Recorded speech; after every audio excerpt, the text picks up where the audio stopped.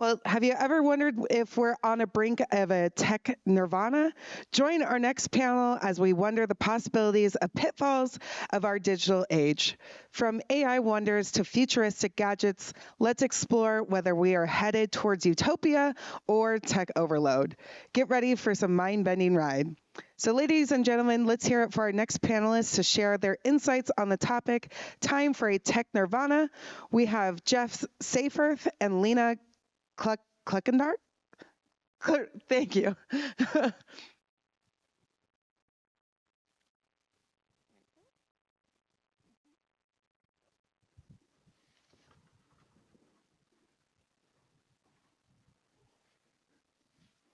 Hello, hello. Hello. Hello. That was a very interesting conversation that we just witnessed. Yes. And that a lot of the things that they brought up are what I am seeing with the incoming tech nirvana. With me, it's not a question of if there is a tech nirvana, it's when. And it's not when, it's overdue. 50 years ago, we went to the moon, and we haven't been back because of policies, not because of technology, not because of desire of the citizens. It is because of policies in the government. The technology is here. The motivation, the talent is here in this country, in this world. We all want to unite and to see a tech nirvana. And that's why I'm so excited, because that's what my business is this upcoming tech nirvana. And I'm a writer, and I've been writing and having a vision of this for about 14 years at least. So very excited about this topic. Hello. My name is Lena Kudarkar. I'm the founder and CEO of Krishnakash Technology Services. And I think what Jeff introduced was a very subtle and important point. I would like to start by saying, when we say tech nirvana, let's take a moment to look at the word nirvana. It's a Sanskrit word. And what it originally, what we were taught about it is nirvana means to extinguish or to blow out. And what are we extinguishing? That restlessness, that constant desire to do something, either different or better, and to end the state of suffering, basically. But to end the state of suffering, behind that is the trick that you want to get away from the wants and desires because they are never ending. Now, when we bring this into the context of tech, now I'm shifting gears, I know, but when we bring it in the context of tech, I would say that I don't think we can say, I want nirvana tomorrow. Yes and no. Either we are in nirvana or it is incremental nirvana, according to me. And we are making things better and better. We have the next gen of something. So from the world of technology, we've always had next gen. So we develop something and we come up with better ways to do things. We throw that away, or we improve it, or we come up with a next gen, and we keep going. And I think that's what touches the nirvana. It's not like, okay, we are done, we are in nirvana. And the other point I would like to say quickly is, if we want to say tech nirvana, I know we all want to make the world a better place for everyone. We still need to define tech nirvana for humanity as the end users, the tech industry, the individual end user, the software developer, or the tech IT professional. All these different entities have different definitions of nirvana. I would like to throw that out there. I don't know if you agree. So when I talk about tech nirvana and what I'm seeing, what I've envisioned is, number one, the end of unemployment, and number two, free high-speed wireless internet to everybody on the planet. The internet is the greatest economic engine we've had, and we haven't even touched what we're doing. if you look at how the internet's being used, it's being used to supplement, to add to the existing processes of the previous generation, the current generation. People still call on the phone, but it's on the internet. I'm not impressed with how we've treated the internet, but I am so excited about 2.0 because free wireless internet is going to be the greatest economic driver that I can envision, and that's how I'm going to end unemployment, or at least that's how unemployment is going to be ended. It's digital money, and it's not, and that's right here. I invented Scholars in 2010, and since then I've been working on. I'm a writer. And envisioning where our species is going to end up. And the internet is the greatest thing that we could do. It is hardly any cost to provide internet, and we pay taxes. That's what our taxes should be providing to help the economy so that we get jobs. And that's the social contract, right? And the social contract now is just being overwritten. It is being ignored. It is being exploited by those in charge of writing our policies, those in big tech who have the lobbyists to write the policies, and that is what is holding us back. It is the policies. It is not the technology. Gen AI is okay. I'm not super excited about Gen AI bringing us tech nirvana, but other artificial intelligences is. Gen AI is very resource intensive. It is not good for our environment. However, though, one of the other things that I'm also excited about is the upcoming green tech evolution. That is what is also going to be so exciting, because when we can provide unlimited power, near unlimited power to every human being, and soon, I was in here yesterday and they're talking about wireless electricity, and is so awesome. That is the tech nirvana. That's what technology is going to allow us to break these invisible chains of our species. And I am just excited. Wrote a few books on it. Yeah, thank you for listing the wish list and the to-do list. And I think you're spot on about all the different things that this will bring, and calling it Nirvana. I still tend to think it's incremental, but these are great things on the list, and we can add more and more on the list.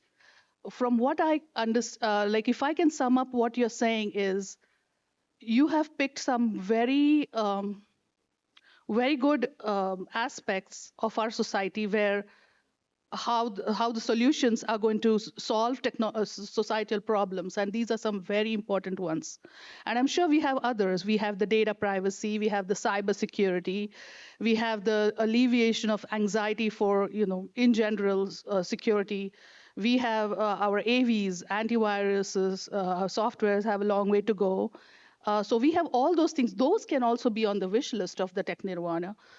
All I'm saying is all that is great, and I'm not here to list that, because I think the list cannot end and say, okay, tomorrow, this is the point in time where we have tech nirvana. And that's not being pessimistic. I'm just saying that we are happily, incrementally going forward, and we're all trying to make the world a better place, and that's the best part. But again, when we say, so if we solve a problem, is that nirvana? Is that what you're saying? So you mentioned earlier about nirvana being the ends of wants and needs. That's not at all what I think is ever going to happen. We are becoming even more greedier as a species. Our expectations are getting raised every day. Yes. And it's not an end of want or needs. It's end of no purpose. There is a lack of purpose in this country, in every country, and it's getting united. And that's in one of the speeches yesterday I heard, it was purpose-driven businesses outperform twice what a regular business does. And it is, yes, incremental is what we've got to do, right? Yeah, But it has to be incremental. But what is going on right now is that we have the smartest people ever alive. We are more interconnected. We have almost all knowledge in our phone. So what is holding us back? It is not that people in each industry that you mentioned, because they're in each of those industries, there is a next generation uprising that is happening, and it's people that already mastered the current generation, what they do, and how it works for them, and then it's people. The next generation, I got my next generation shoes on, seeing what was already done, and then coming up with something that is truly worth next generation. My currency is next generation currency because it's digital money, it is client owned, and it is a profit sharing currency. And the difference between the current generation is U.S. dollars, right? The reserve currency of the world is a debt-based currency. So anything we ever do is just going to add more debt and more loans to the economy. That's how the economy grows. And that is absolutely stupid to me. So that's where my business is. That's what my currency is. And then it's also the businesses associated, the brands associated with scholars. Time-based money is the exclusive coiner of scholars. When I actually do decide to bring it to market, but right now it is having the vision, because that is what a leader needs to do, is to set the vision and then convince and get the demand from employees, from customers, clients, from the officials that actually do make the policies and the decisions here that actually matter to people's lives. It is getting to them. And that's what the next generation. We've been quiet. We've been biding our times, paying our dues, and that is what is going to change. I'm 40 years old now. I call myself an adult. So it is now starting to talk to people and getting word out about that there is an alternative. It is not just wake up, work 40 hours a week, talk about inflation, and then pay your 30-year mortgage. That is the definition of current generation. And if you want to talk to somebody you talk to a young person about how this society is set up, how the economy is. There's a lack of there's no respect for it, and that's fine. It doesn't deserve respect, but it deserves solutions, though, and that's where the money is in solutions. It's not just going along with. Let me catch that keyword, solutions. Hit the nail on the head. Say yes. If each individual were to do their best part in their best mind, they would be working towards providing solutions to problems, or providing the best solutions. Now, that's again relative. And yes, we go on providing solutions. And I would say that in particular, the tech pioneers and the tech industry will work hard to provide solutions from their whatever is in their control for the rest of the world. While doing so, are we raising the world's expectations? I would like to throw that out there. So all that you said is absolutely great, and that does not get contradicted by this point I'm saying, is if we think our job is to make things really nice and easy and great for everyone, of course, we want to remove any injustice, and like you said, we want to remove unemployment. That's a very noble thought. But at the same time, in our good intentions of making the world better, are we raising people's expectations? Now look at kids. our next generation, are we thinking about them? What are we equipping them? Or are we giving them things where they are, which raises their expectations, basically? So what I'll say is that the best thing that we can do for young people is to raise their expectations. They should not be satisfied or allow to accept this, whatever the society is run. We need to, first of all, it's number one is raising expectations, because once people expect change, then there will be change. When there is no expectations, that's how people, the current generation, the leaders that aren't forward thinking, that are just thinking quarter at a time to get Wall Street profits. That's not a long-term solution. That is not going to help the young people.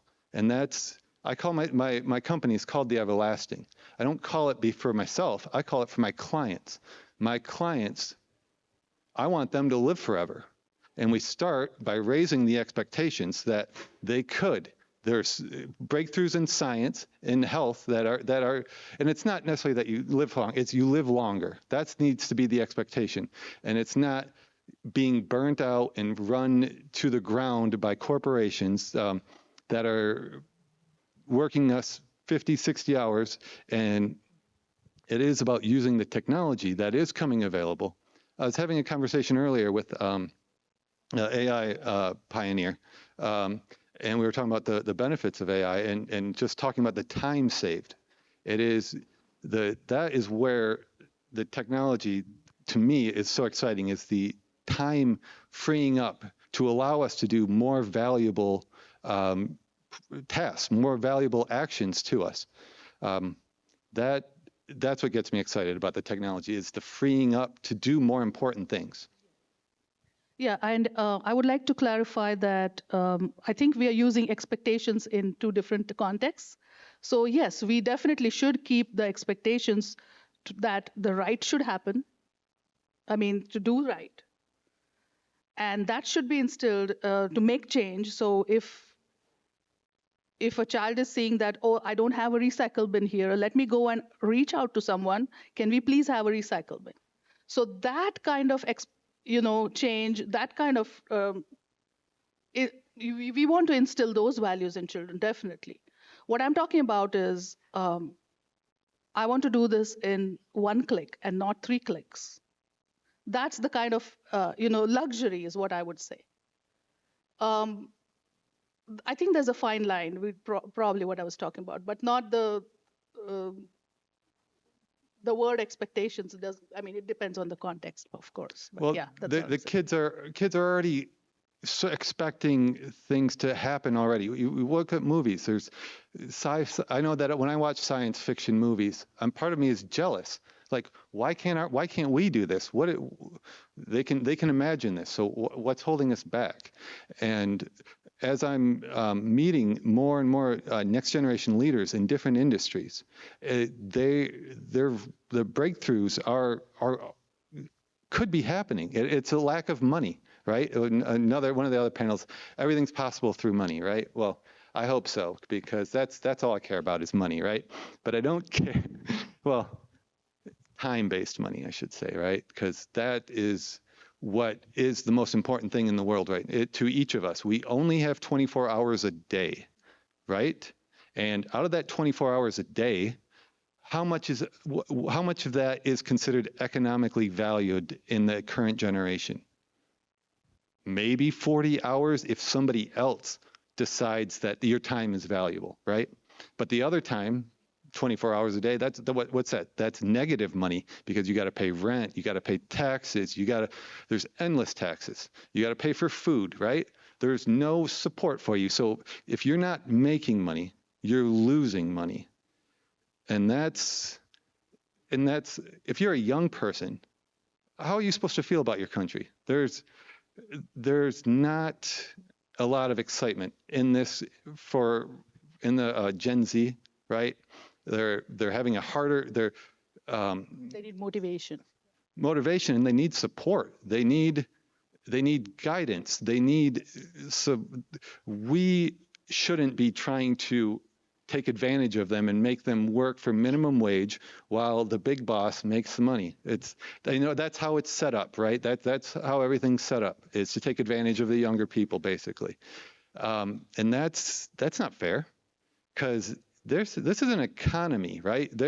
Everything that the economy, like Bill Clinton ran it, the economy's stupid, right? So we can't have nice things because of the economy. We have to have austerity because of the economy, and that's just total junk. That's I don't agree with that, and I don't think that is any way to live, and that's not civilization. That is just getting by, and it's just short-term thinking, one after another, piling on, and the technology that we have available, it's getting there, and it is just an exciting time.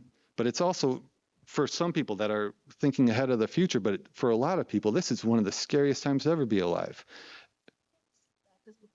So let's say for a moment, all good points, and I could see you being the Batman. And if everybody wants to be that, that's great. But then we are talking about making the world a better place. Would we call that Nirvana? Because like meerkats, we make something better, something else is going to spring up. So it's just about the terms. I wouldn't call it a tech Nirvana. I would just say that we are in a far better position now than before. And I think that we have more and more people thinking of, it's, again, that is relative. And in some aspects, we are not. So I think if the topic is what are the solutions to make things better and what are some good ideas, I think you had some great ideas to bring and I'm sorry I didn't bring many of them, because I just am looking at it globally and saying, this isn't tech Nirvana. This isn't Nirvana. I've been writing about this for 14 years, so I didn't need to make the list. But so the tech Nirvana, what I call it, is evolution. And that is what I'm so excited for. And this is something that I saw 14 years ago. I called evolution. My point isn't necessarily what interests me. What drives me isn't to get attention, right, or to make money in the short term. It's to be a pioneer, a thought leader, to see where the vision is, where we're going, call it, get that timestamp, and then work on the rest of it later, because it's a team effort. Batman doesn't work by himself all the time, right? He's got Alfred, right? Saying we have to be all individual Batmans and then work as a team. AI Alfred. That's what technology should be doing. It's your butler, your assistant, to make you the greatest human being that you can be, greatest citizen. And that's what excites me. Because in the next generation, there's no limits to how much money you can make, how long you can live. But in the current generation, in America here, you turn 65 and then the government gives you money not to work ever again. How stupid is that?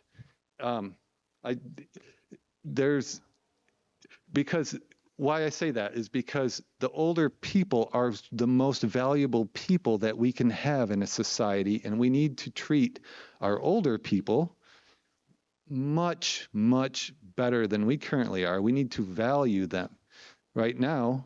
So it's the young people that are coming up, and then it's the older people, the older generation, with their wisdom, to help raise them up with their knowledge, with their guidance, their love and support, their compassion. We know so many secrets of the world right now.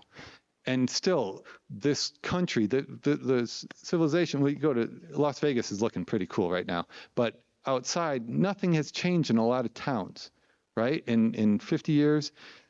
But now, we can't afford that. We can't afford to just sit around and do nothing. In America, these other countries are India. I'm so impressed with how India is driving this technology. I work with in my 9 to 5, we've got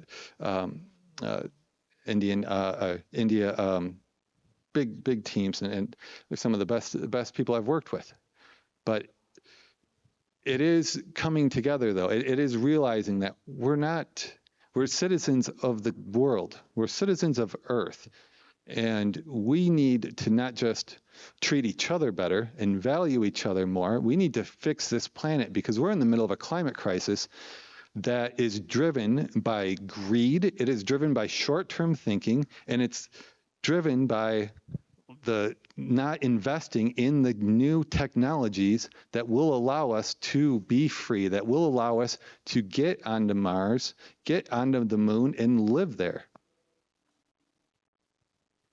All great points. And in a parallel track, great points. And thank you. I wouldn't have come up with all of them. But I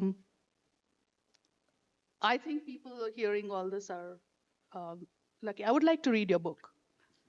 On a parallel track, I would like to say, I'm going to catch on another word, limits. So, like I said, it's never ending. While we are solving problems and while we are making things better for the world, are we making the same world weaker?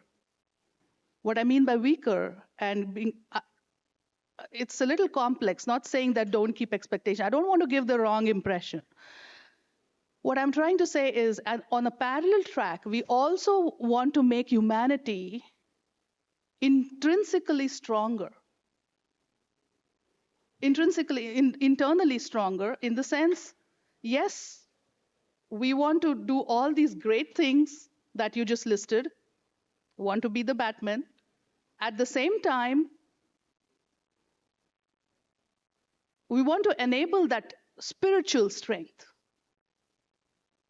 And speaking of tech or not, Nirvana, I would say, as long as you're talking about all these things on the list, they're still in the material world. You want to step out.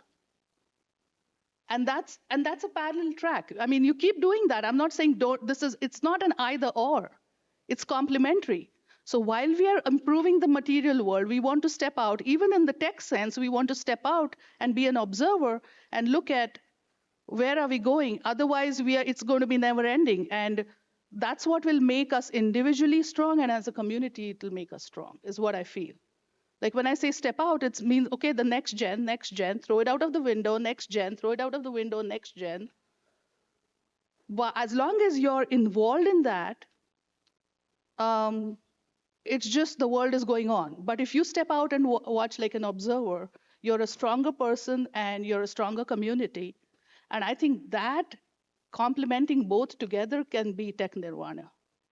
What do you think?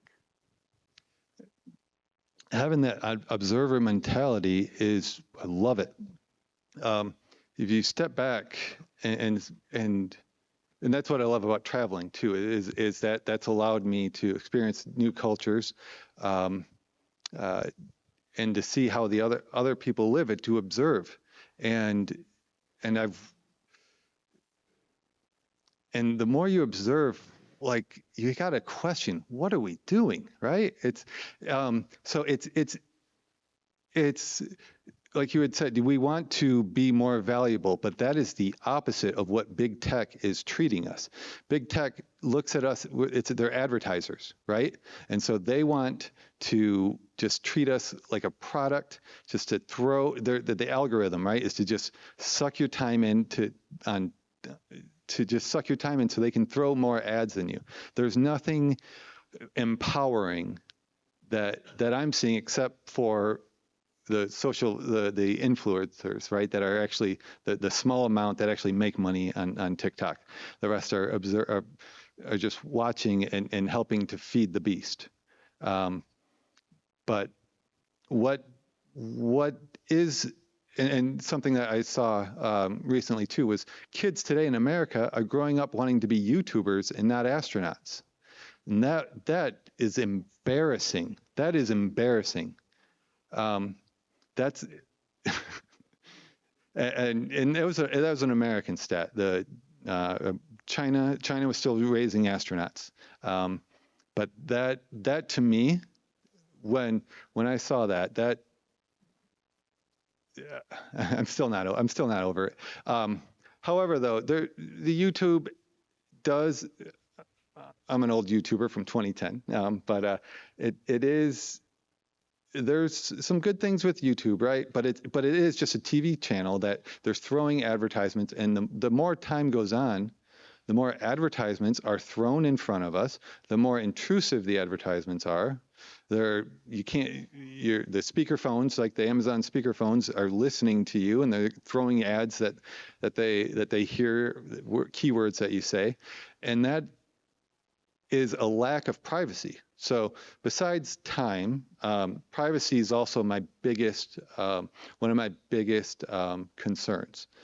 And I don't say I care about privacy in the sense of how it's being treated right now in the current generation, where nothing happens with your data, right? Your data is it's supposed to be yours, but the companies use it. You don't get any money for it.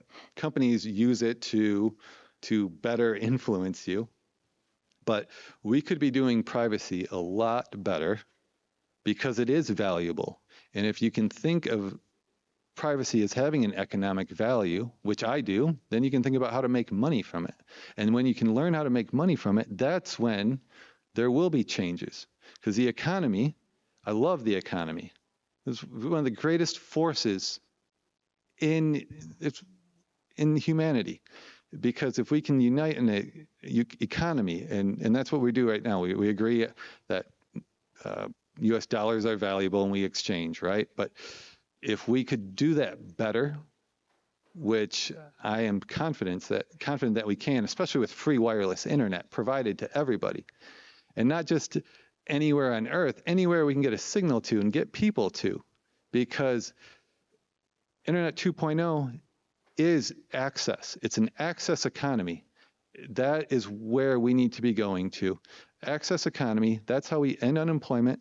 We value human beings more, not necessarily if they're where they were born at, because that's irrelevant to me, is where you were born. What is important is what you think now, what you are committed to, what you've learned,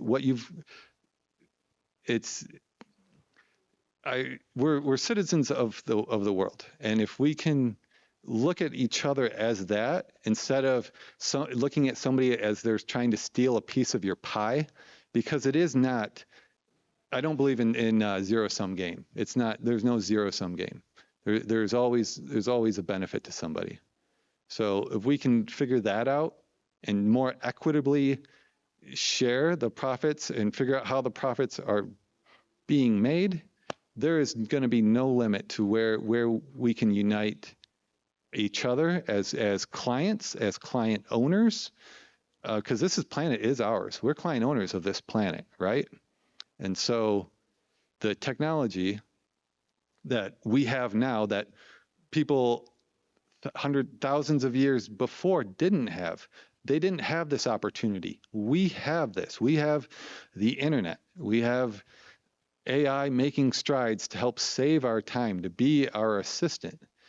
The green tech, if we can start investing in better renewables, because the wind and solar, that's no answer. That's creating more junk. But we can get our energy figured out, because that's what the data centers that are using up our data right now. They are using up so much resources, but the data is going to keep coming. We make data, and I love data. Data is one of my favorite things. But we just have to be careful not to make too much useless data. Like, we try to narrow it down, and probably. Well, what's to say what's useless data? Because we are living not for ourselves. We are living for our community. We pay taxes. We support. We get benefits, right? We have our community, and we live for future generations. I'm not a parent, but other people are. And if we keep that in mind, that this data, everything that we do has repercussions. We've got to stop thinking that we are just on our own and nothing matters, because it does. It's going to reverberate. The changes we make now, the improvements we make, is how we are going to be looked at as heroes by our future generations, because we are going to be the ones to stand up and make a difference, and not allow the just the same status quo to keep coming. Because if we do, there's only one way. If we maintain the status quo, there's only one way the species ends, right? There's only one future for the species. No, not status quo. All great, but so what I would say is, just to sum up, even to about this conversation, I would say technological advancement is a double-edged sword, is what you're saying. It's a double-edged sword. So we have to be really, it's like a skill. You have to be very careful about how we use it and what we implement and what we invent. So there is a parallel track, and the good example that you gave is the kids want to be YouTubers. That, like, just take that example. So do we want to equip them with, just very enthusiastically, or just loosely with technology, or do we want to govern it? And do we want to? It's hard. It's not a very easy problem to solve. It's like a slippery slope. It's like, that's why I call it a double-edged sword. There's a plus and the minus, but all things good. Nothing's going wasted in any of these ideas, because it's still in that material track, and we need another parallel track with it, even for the tech. Yeah, the YouTuber, that's a double-edged sword, because there's a YouTuber version of kids going around pranking people, hitting people, getting views, and just worthless content. But then a YouTuber making scientific shows that are breakthroughs, or there is definitely, and it starts with education. It's getting our kids educated, because it's just basics. It's a lot of this is basics, and then but when you throw millions of dollars into YouTube, or the kids hear about what this Mr. Beast or whatever is making 10 million, however they're much making, that is what's throwing a cog into the thinking of these young people, is, why do I have to work hard? Why do I have to go to school and learn things if I can just go make YouTube videos? But if you make great YouTube videos with high valuable content that's educational, that is what the YouTube we need. Yes. So the ones who made those educational YouTube videos and guided the next generation were hitting the root cause. And the ones who did it wrong were not hitting the root cause. And the root cause is not just in just advancement for the sake of advancement. The root cause is to look and make each individual stronger. Stronger in the sense, now strong is again a vague word. What I mean is, thinking right is a skill. Right action is what the ancients called it, right karma. So ultimately it boils down to equipping at the individual, the macro and the micro levels, what it takes to do right action, is what I think you're also saying. Because if everyone were to know what is the right action to take at this moment, tech nirvana. And so we're talking about incentives now, and that's one of my favorite things. Charlie Munger says, you get what you incentivize. And what are we incentivizing right now? We're incentivizing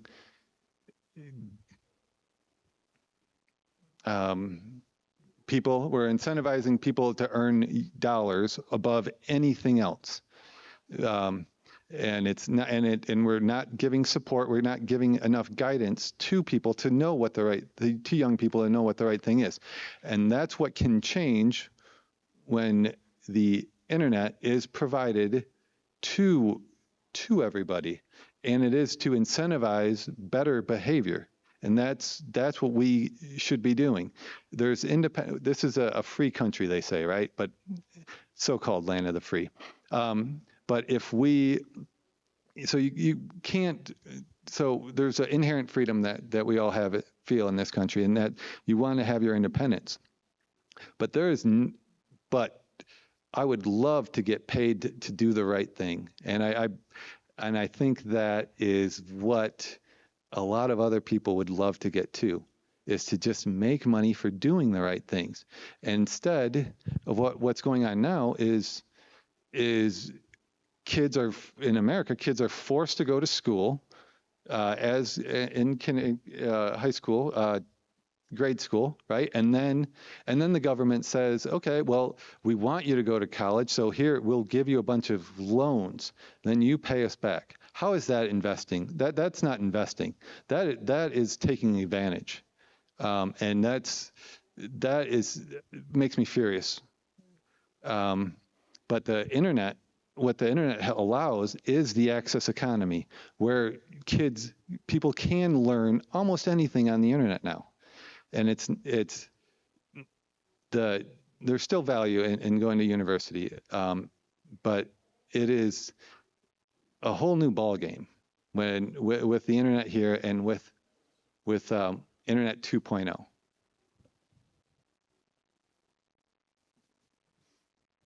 No comments. All right. Do we have any questions? We're going to be wrapping this up.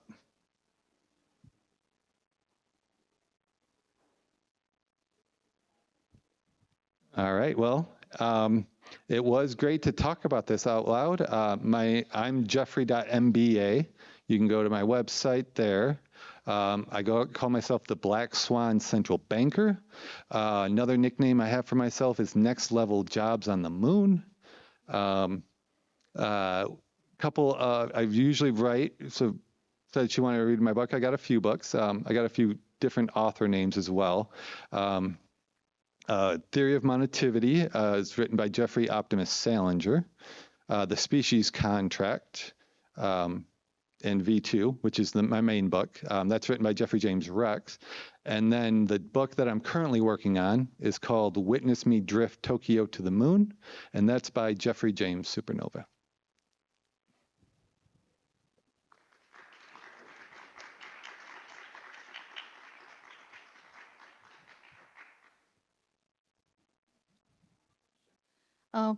Would just like to say that I'd like to introduce a little bit about Krishnakash Technology Services. Krishnakash is, I would still say, it's a child. It's growing.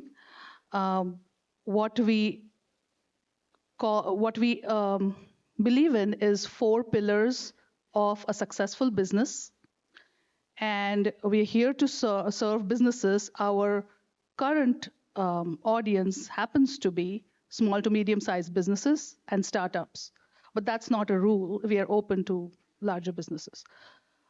What we call 4 pillars of a successful business are technology, which is also the foundation, a strong accounting system. So your finance and accounting, a dotted line to the HR, compliance, tax compliance, state compliance, HR compliance. Humans are, important part of any organization. So doing the right HR, the HR technology, as well as, your payroll, etc. And the 4th pillar is marketing and outreach. So our services focus on these 4 pillars, and out of which the strongest is the fintech bridge, the finance technology bridge is what we have decided to focus on. So full charge bookkeeping, all the boring paperwork that you don't want to do. You want to be state compliant. You want to focus on your business and not on all the, I wouldn't say bureaucracy, whatever it is that is essential, that needs to get done. And you don't want to wait till the end of the year. You want to check your system quarterly, monthly, daily, and annually. And so that's what we're here for. But what gives us an edge is we come from a technology background, and so we evaluate the cloud software that we use. We absorb the cost of the software that we use for the companies sometimes. We also give advice in that area. Um, uh, Not just being like bookkeepers who would be doing the actual work, but we kind of look behind the scenes. We partner with these corporations, for example, Intuit or Oracle. We partner with them.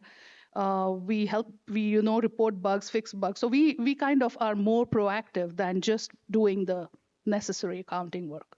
And that pretty much. And of course, in marketing, I would like to introduce that we have a very simple Windows desktop tool called Krishnadoot. Krishnadoot, friendly messenger Krishnadoot. And what it does is it sends SMS campaigns. We're working on having email campaigns as well. And very simple, you can have as many contact lists as you want. You can have different audiences. You can have the message, campaign message for the different contact lists. And then you maintain the respective opt-out lists, respect your audience. And when they say stop, you stop. So very simple tool. And we just happen to build it, and so we have it. I just wanted to introduce that, and we're giving a very special discount on that tool as well for all the delegates.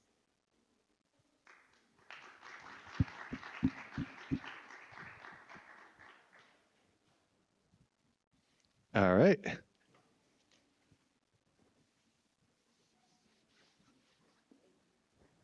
Awesome. Thank you one more time for our panelists.